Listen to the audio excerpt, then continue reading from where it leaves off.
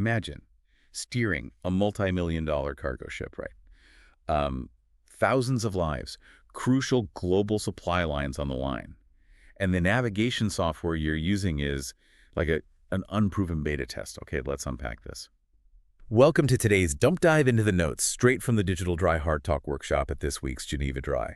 We are cutting through all the noise to figure out, amidst the endless pitches, what is actually delivering results in shipping and what is just falling completely flat. Yeah, and I mean, the overarching theme from the workshop is that shipping tech just isn't magic. And it certainly isn't witchcraft. What's fascinating here is how severe tech fatigue has actually forced the industry to mature. Right. Buyers are just exhausted. Exactly. They're exhausted by endless trials. They no longer want to test drive software just to say, hey, we're digitalizing. They demand genuine, decision-making support. Which makes sense, because testing unproven tech on a massive scale feels wildly irresponsible to me. It's kind of like, testing that beta navigation app while driving a school bus.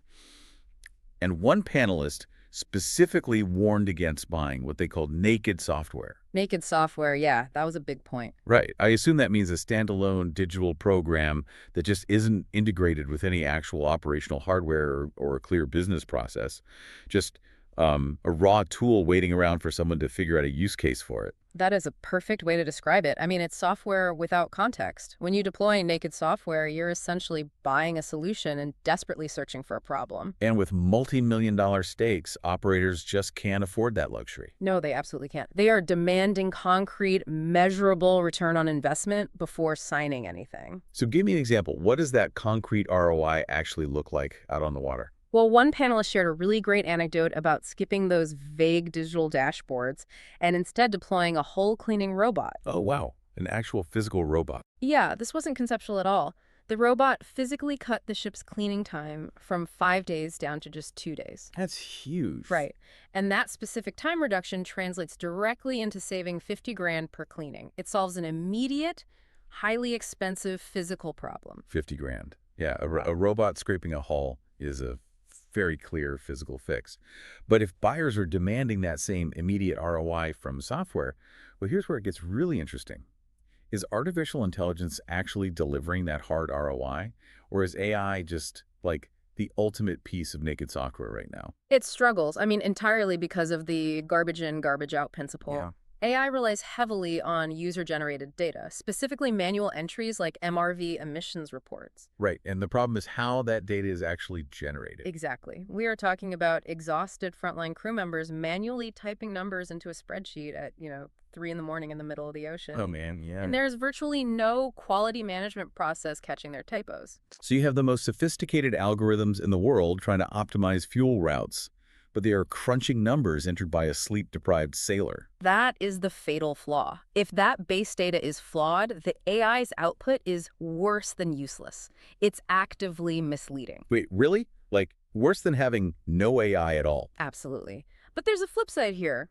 When companies actually clean up that data pipeline and relieve the crew of that manual entry, the efficiency gains are just massive. Which naturally brings up the anxiety around automation.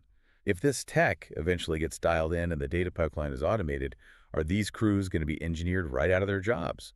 The panel pushed back hard on that narrative, actually. The industry isn't firing people. The direct quote from the workshop was that the losers, will be the ones who won't embrace AI. So it's more about empowering them. Right. It's about empowering the workforce to process information faster and make better decisions, not rendering them obsolete. So what does this all mean for you?